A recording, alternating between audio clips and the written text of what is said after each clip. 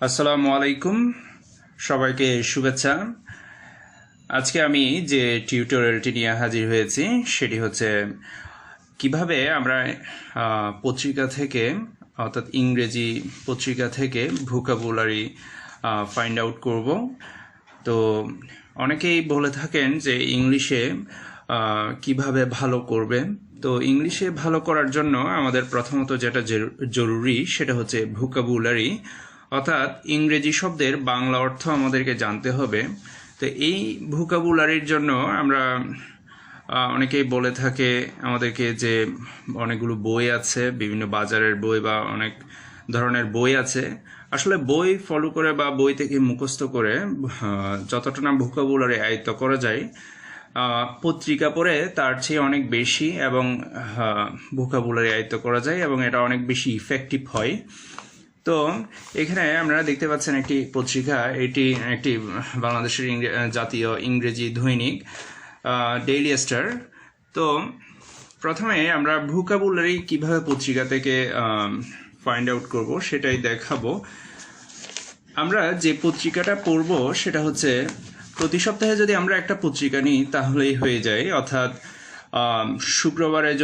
প্রতি শুক্রবারে যদি একটা পত্রিকা নিই তাহলে সেটা সারা সপ্তাহ অর্থাৎ বৃহস্পতিবার পর্যন্ত আমরা পড়তে পারবো এবং একদিনে তো আর পুরো পত্রিকা পড়া সম্ভব নয়। তো এই 6 দিনে আমরা এই পুরো পত্রিকাটা শেষ করব এবং 6 বা 7টি আর্টিকেল আমাদের সামর্থ্য অনুযায়ী আমরা এখান থেকে আর্টিকেলগুলো পড়ব। তো এভাবেই আমরা পুরো সপ্তাহ ধরে একটা পত্রিকা থেকে ভোকাবুলারি নিতে পারি। এখন আমরা এই যে পত্রিকাটা নিলাম, এই পত্রিকাতে আমরা কি কি পড়ব? প্রথমত আমরা প্রথম পেজটা পড়তে পারি, শেষের পেজ। এছাড়া ইন্টারন্যাশনাল এবং খেলাধুলা তথা স্পোর্টস বা আর্টস অ্যান্ড এন্টারটেইনমেন্ট, এছাড়াও সিটি আছে এবং দেশের বিভিন্ন খবরাখবরের আর্টিকেলগুলো আমরা পড়তে পারি, যেগুলো অনেক জনগুরুত্বপূর্ণ। এছাড়াও সবচেয়ে বেশি গুরুত্বপূর্ণ হচ্ছে এডিটোরিয়াল পেজটা। এই এডিটোরিয়াল পেজ আমরা খুব ভালোভাবে পড়ব। এখানে সবচেয়ে বড় কথা হচ্ছে এই দুই জায়গাতে যে আর্টিকেল দুটি এডিটোরিয়াল থাকে এগুলো খুবই গুরুত্বপূর্ণ। এগুলো সাম্প্রতিক বিভিন্ন জনগুরুত্বপূর্ণ বিষয় নিয়ে লেখা এবং এখানে রয়েছে সাব এডিটোরিয়াল। এই এডিটোরিয়ালগুলো বিভিন্ন গুরুত্বপূর্ণ বিষয়ের উপর লিখিত গুরুত্বপূর্ণ বিষয় নিয়ে লেখা এবং এখানে রয়েছে সাব এডিটোরিয়াল। এই এডিটোরিয়ালগুলো বিভিন্ন গুরুত্বপূর্ণ বিষয়ের উপর লিখিত হয়। তো এইগুলো যদি আমরা পড়ি, এই ইন্টারন্যাশনাল এডিটোরিয়াল প্রথম শেষ পেজ এবং খেলাধুলা, এই আর্টিকেলগুলো থেকে যদি আমরা পড়ি এবং ভোকাবুলারি এগুলো থেকে আমরা সংগ্রহ করি, তাহলে কি হবে, এই জনগুরুত্বপূর্ণ বিষয় এবং সাম্প্রতিক বিষয় এবং দেশ বিদেশের বিভিন্ন গুরুত্বপূর্ণ বিষয়ে আমরা জানতে পারবো এবং এগুলোর সঙ্গে যে ঘনিষ্ঠ ভোকাবুলারিগুলো এগুলো আমরা জানতে পারবো এবং এই ভোকাবুলারিগুলো অনেক জীবন ঘনিষ্ঠ হবে। বই থেকে যেরকম আমরা ভোকাবুলারি মুখস্থ করব সেরকম হবে না, এগুলো জীবন ঘনিষ্ঠ ভোকাবুলারি আমরা যদি নিই, এগুলো আমরা আমাদের যেহেতু জীবনের সাথে সম্পর্কিত, এগুলো আমরা বলতে পারবো, এগুলো আমরা লেখার সময় ব্যবহার করতে পারবো। তো এখন আমি দেখাবো কিভাবে। প্রথমত আমরা এখানে এডিটোরিয়াল পেজটা নিলাম। এডিটোরিয়াল পেজের প্রথমেই আমরা এই আর্টিকেলটি ধরব। কিভাবে জাস্ট ভোকাবুলারিটা আমরা কালেক্ট করব সেটাই দেখাবো। এখন প্রথমত আমরা প্রতিদিন একটা করে আর্টিকেল করব, বেশি করার দরকার নেই। প্রথমত আমরা যদি এই আর্টিকেলটা ধরি, ভোকাবুলারি নেয়ার পদ্ধতিটা হচ্ছে এরকম। আমরা যে আর্টিকেলটা ধরবো সেই আর্টিকেলটা প্রথমে একবার ইংরেজিতে পড়ে ফেলবো। প্রথমেই আমরা বাংলা করার চেষ্টা করব না, প্রথমে একবার ইংরেজিতে পড়ার পর আমরা দেখব যে এখানে কোন কোন শব্দটা বা ওয়ার্ডটা আমরা পারি না, অর্থাৎ যে শব্দের অর্থগুলো ইংরেজি শব্দটা আমরা বাংলা অর্থ জানি না সেগুলো আমরা নেব। ধরা যাক এখানে আমি দেখাচ্ছি ক্লারিফাই মেথড অফ প্রসিকিউটিং মানি লন্ডার্স। ধরা যাক এখানে আমরা ক্লারিফাই শব্দটি বাংলা অর্থ জানি না, প্রসিকিউটিং শব্দটির বাংলা অর্থ জানি না, এছাড়াও কোলাবোরেট শব্দটির বাংলা অর্থ জানি না এবং প্রোভাইড শব্দটি আমরা জানি না। এবং ডিটেলস শব্দটি জানি না। এছাড়াও এখানে ডিসঅ্যাপয়েন্টেড আছে এবং রিপোর্টেডলি শব্দটি আমরা জানি না। প্রথমে আমরা পড়ে ফেলবো এভাবে, clarify methods of prosecuting money launderers, SEC other bodies must collaborate to provide details to the court.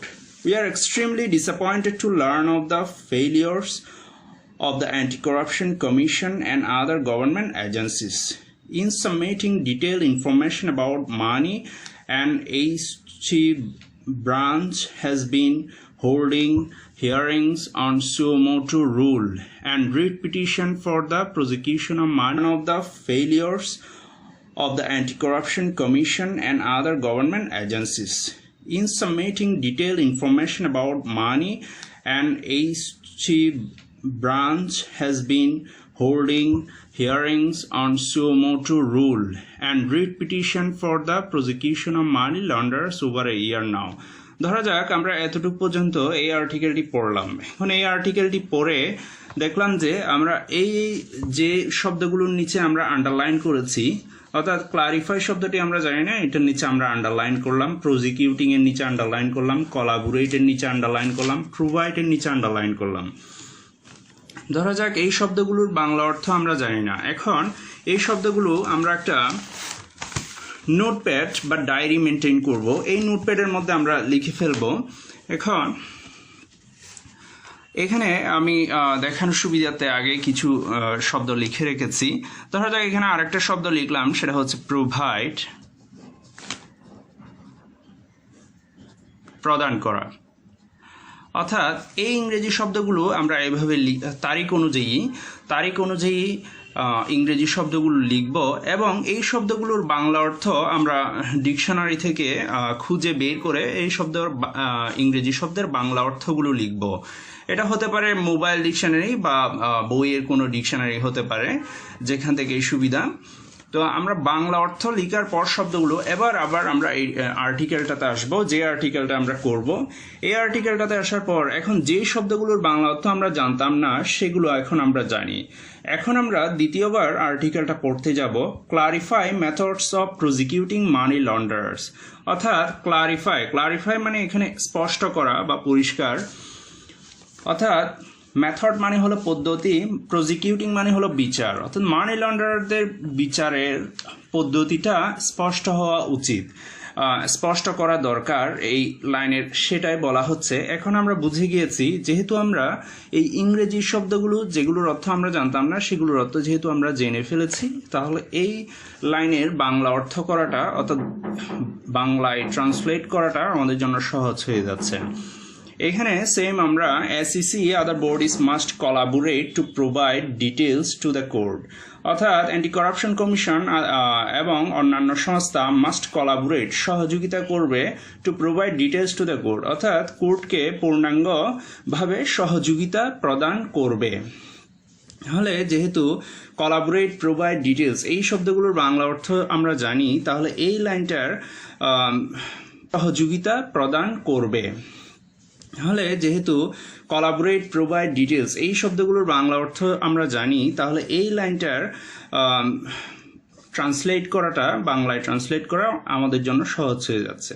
তাহলে আমরা বুঝলাম যে একই সাথে আমরা এখান থেকে ভোকাবুলারি নিতে পারলাম, অর্থাৎ যে ইংরেজি শব্দগুলো আমরা জানি না সেগুলো আমরা নিলাম, এবং একই সাথে আমরা ইংলিশ টু বেঙ্গলি ট্রান্সলেশনটা শিখে ফেললাম। এই কারণে কি হলো, আমরা ভোকাবুলারিগুলো জানতে পারবো এবং একই সাথে ইংলিশ টু বেঙ্গলি ট্রান্সলেশনটাও আমাদের শেখা হয়ে যাবে। হতে পারে পুরোপুরি হয়তো ট্রান্সলেট হবে না, 80%, 75%, 80% হতে পারে। এভাবে আমরা প্রতিদিন তারিখ অনুযায়ী এভাবে একটা আর্টিকেল সম্পন্ন করে এখান থেকে আমরা যে ইংরেজি শব্দগুলোর অর্থ জানি না সেগুলো এখানে নোট ডাউন করে ফেলবো এভাবে নোটবুকের মধ্যে। এখানে আমরা একটু দেখাবো যে প্রতিদিনের আমরা এই যে বিভিন্ন তারিখে আমরা এইভাবে প্রতিদিন যে শব্দগুলো ইংরেজি শব্দগুলো আমরা জানতাম না সেগুলো ভোকাবুলারিগুলো আমরা নোট ডাউন করেছি, এভাবে আমরা নোট ডাউন করেছি। ঠিক সেভাবে আজকেও আমরা এখানে নোটবুকের মধ্যে ভোকাবুলারিগুলো লিখলাম। এভাবে প্রতি সপ্তাহে যদি আমরা সপ্তাহে 6 দিন এখানে বিভিন্ন পেজ থেকে আমরা যদি আর্টিকেল করে এখানে নোটবুকের মধ্যে রাখি, তাহলে আমাদের একটা ভোকাবুলারির কালেকশন হয়ে যাবে। এবং এই শব্দগুলো দিয়ে আমরা যদি বলার চেষ্টা করি এবং লেখার চেষ্টা করি এবং এগুলো যখন আমরা বারবার রিভিশন করব, তাহলে এগুলো আমাদের শিখা হয়ে যাবে এবং ভোকাবুলারিটা, ইংরেজি শব্দগুলো আমাদের অনেকটাই আয়ত্তে চলে আসবে। এভাবে যদি আমরা 1 মাস টানা যদি প্রতিদিন যদি আমরা করতে থাকি, তাহলে 1 মাস পরে আমরা আমাদের মধ্যে পরিবর্তন দেখতে পাবো। তাহলে কারণ শব্দগুলো আমাদের জানা হয়ে যাবে, সেজন্য আমরা আস্তে আস্তে আমাদের যেহেতু শব্দগুলো জানা হয়ে যাবে, তখন আমরা এই আর্টিকেলগুলো করতে আমাদের তেমন একটা সময় লাগবে না। তো সেজন্য আমরা প্রতিদিন চেষ্টা করব ইংরেজি দৈনিক থেকে যে কোনো একটা আর্টিকেল ধরে সেখান থেকে আমরা ভোকাবুলারি নিয়ে তারিখ অনুযায়ী সেগুলো নোটবুকে লিখে ফেলবো এবং বারবার পড়তে থাকবো এবং এগুলো বলা এবং লেখার সময় ব্যবহার করার চেষ্টা করব। তো এই হলো আজকে আমার গুরুত্বপূর্ণ টিউটোরিয়াল। তো সবাইকে ধন্যবাদ, আশা করি সবাই এটা ফলো করবেন। পরবর্তীতে আমি আরও গুরুত্বপূর্ণ টিউটোরিয়াল নিয়ে আপনাদের সামনে আসবো। ধন্যবাদ সবাইকে।